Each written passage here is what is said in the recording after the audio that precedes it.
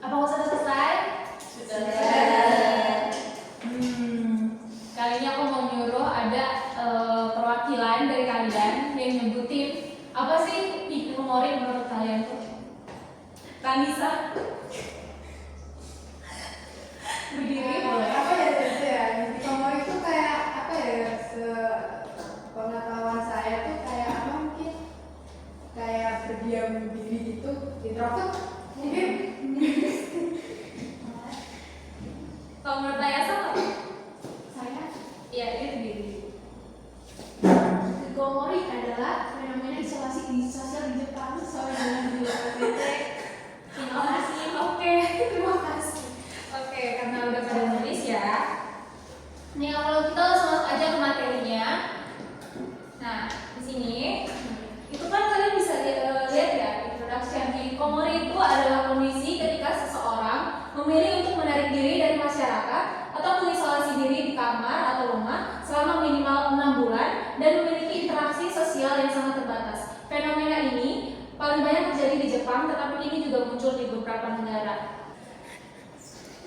Nah, di ciri-ciri hikikomori itu ada beberapa. Nah, yang pertama itu ada menghabiskan sebagian besar waktunya di kamar. Kayaknya untuk mahasiswa kayak Milasan sekalian juga seperti itu ya. Bener kan? benar tidak salah. 100%. Oke, yang kedua itu ada jarang atau tidak pernah keluar rumah. Sekali ini aku mau nanya ke kalian. Kalian tuh paling lama gak keluar kosan, gak keluar rumah itu berapa lama? Sehari-hari. Paling lama? Sebulan. Oke, sebulan. Yang ketiga itu ada menghindari keluarga, teman, sekolah atau pekerjaan. Di antara minasang sekalian ada nggak yang pernah ngelakuin ini? Enggak sampai. Nggak sampai ya, jangan sampai sih. Nah, ini ada juga lagi ciri-cirinya ritme tidur tidak beraturan. Di antara minasang semua ada nggak yang seperti itu? Kayaknya banyak ya. Nah, selanjutnya itu ada ketergantungan pada internet atau game. Ayo, yang merasa ketergantungan terhadap internet atau game angkat tangannya coba. Oke, saya jujur. Oke, ini yang terakhir itu ada merasa aman hanya di ruang pribadi. Iya, hampir semua orang itu pernah merasa aman ya kalau di ruang pribadi gitu. Nah, ini ada kategori hikikomori. Kategori itu dibagi 3 nih asal. Hikikomori ringan atau severe masih keluar untuk kebutuhan dasar kayak minimarket, beli makanan atau beli kebutuhan mandi, ya kan? Terus yang kedua itu ada hikikomori menengah atau moderate. Itu jarang keluar, interaksinya sangat minim. Kalau hikikomori ringan, kayaknya salah di belakang, nanti aku perbaikin. Sebenarnya itu hikikomori berat ya, tidak keluar kamar sama sekali selama berbulan-bulan atau bertahun-tahun. Oke. Nah, penyebab hikikomori ini ada 3 juga. Yang pertama itu ada faktor keluarga, yang kedua faktor sosial, dan yang ketiga faktor psikologis. Nah, dari faktor keluarga sendiri itu kalian bisa lihat nih, dari yang pertama itu pola asuh yang overprotective. Di sini ada nggak sih orang tuanya yang overprotective kalian? Tidak. Aman. Tapi nggak ada yang overprotective ini ya. Yang kedua itu ada kurang komunikasi sama orang tuanya. Itu ada siapa tuh?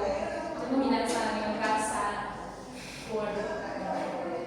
Terus yang ketiga ekspektasi orang tua yang terlalu tinggi.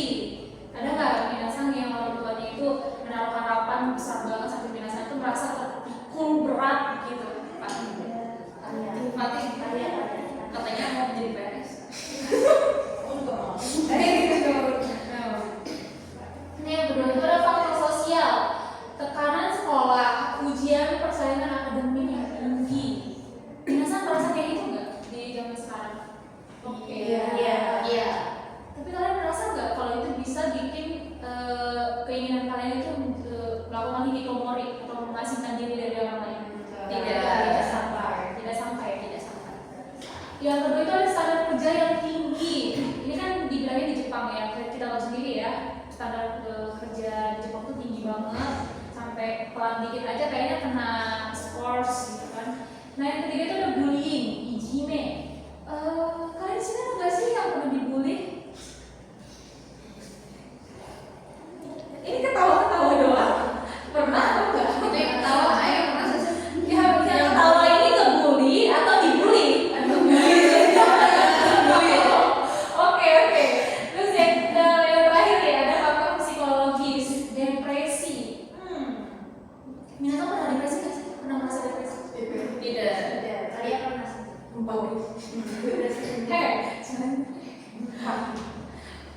Nggak pernah? Pas masa-masa labil nggak pernah juga? Tidak. Hebat.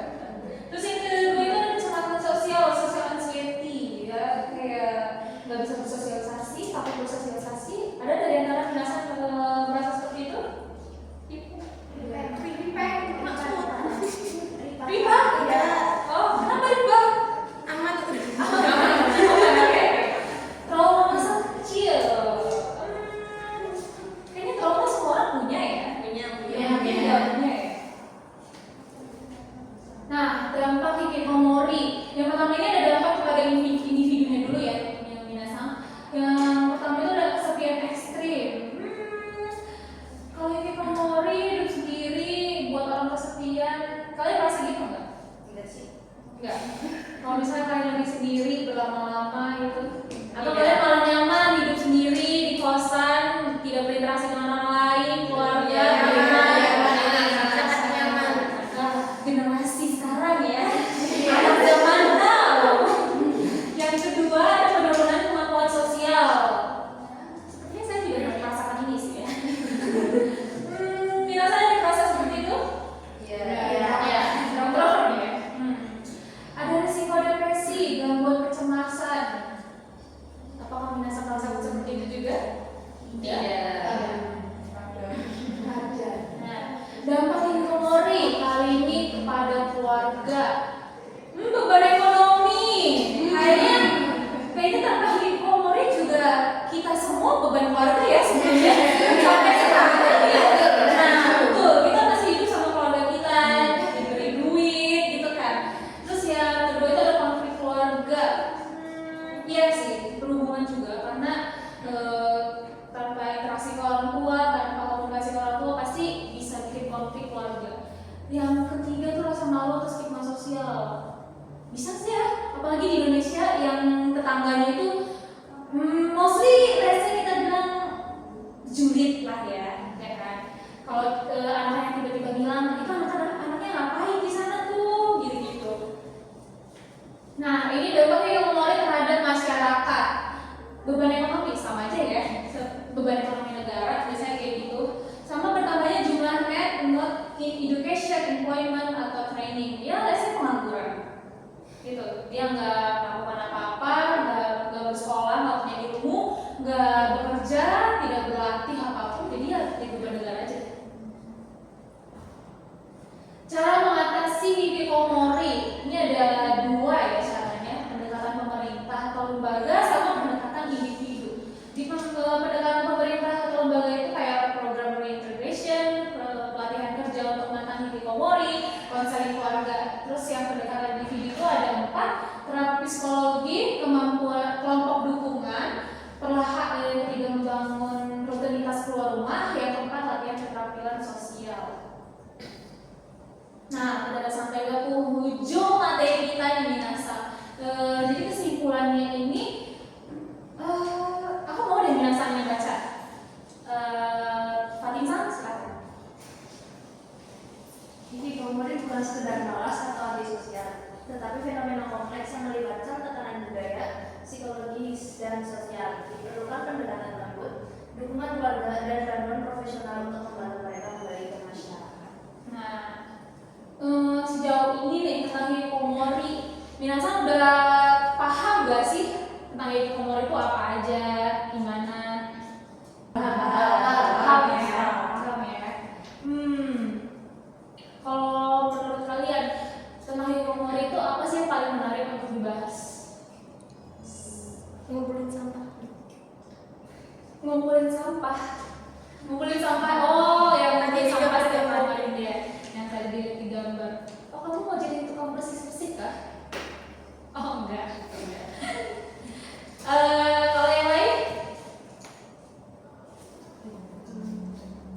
kenapa mereka nggak jorok gitu, nggak merasa jorok gitu. Kenapa mereka merasa jorok ya? Saya juga nggak tahu. Mungkin karena udah gaya hidup mereka. Karena kan tadi dijelaskan di situ ya, tadi hikikomori itu terjadi bisa karena depresi atau tekanan sosial. Jadi kita nggak tahu apa yang dipikirkan orang depresi itu, karena saya juga bukan anak psikolog ya, Pak Fatimsan tidak bisa menjawab secara ilmiah seperti itu. Mungkin karena mereka depresi nggak merasa apapun, ya jadi mereka fine-fine aja dengan gaya hidup seperti itu.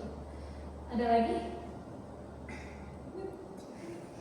Ada lagi yang menyampaikan suatu pendapat atau kritik atau saran? Kan Yasan ada?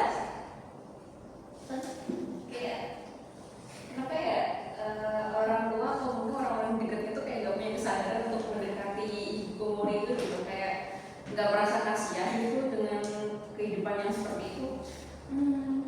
Ya juga ya. Saya juga bertanya-tanya dengan dia, kalau dia berita-berita di Jepang banyak banget yang kayak gitu ya. Jatuhnya mereka malah kayak ditinggalkan sama keluarganya mereka. Tapi kalau menurut saya pribadi, hikikomori itu kan individu yang menjauhkan diri kan, atau mengasingkan diri. Mungkin karena dia sudah mengasingkan diri dari keluarganya, jadi keluarganya itu juga kayak, oh ya udah, dia mau mengasingkan diri dari kita, jadi ya udah kita pisah. Ada juga beberapa keluarga yang memang berusaha menyampaikan kepada pihak atau lembaga pemerintah di sana, tapi ya tetap aja kalau misalnya terapinya kurang berhasil di dia, pasti dia tetap mengasingkan diri gitu. Ada lagi dari Hadisa? Hadisa? Oh, kayaknya menahan diri. Kenapa? Ada lagi? Bedanya sama yang apa itu sih, yang suka ngumpulin sampah itu, yang sampai minggu di kamar itu ya? Apakah sama? Yang disordi Iya. ya? Kalau menurut saya dari segi penampilan orangnya atau kamarnya juga mungkin sama ya. Karena kan kalau disordi itu mereka berdiam diri juga, menjauhkan diri dari orang lain, ya menumpuk sampah juga ya kalau di kamar ya kalau dilihat. Tapi kalau yang saya lihat di sorting itu, kalau misalnya lewat konten-kontennya di TikTok, IG gitu kan, mereka masih bisa keluar rumah. Jadi mungkin mereka nggak mengasingkan diri dari sosial, tapi mereka lebih ke merasa stres aja kalau mereka di kamar sendiri. Jadi lingkup kamarnya jadi kayak gitu. Tapi kadang ada juga kok orang yang seperti itu. Ada lagi yang ingin disampaikan dari minasan sekalian? Fatimsa? Tidak ada sih. Tidak ada. Oke. Karena udah nggak ada nih, aku minta kalian kumpulin kertas yang tadi aku kasih. Oh iya, tulis namanya ya, Yasan. Oke, terima kasih Anissa. Kayaknya sudah cukup ya materi kita pada hari ini. Minasan juga sudah bertanya beberapa hal tadi atau menyampaikan sesuatu. Saya sangat berterima kasih atas feedback yang kalian berikan ya. Terima kasih juga udah menanggapi materi ini, pembelajaran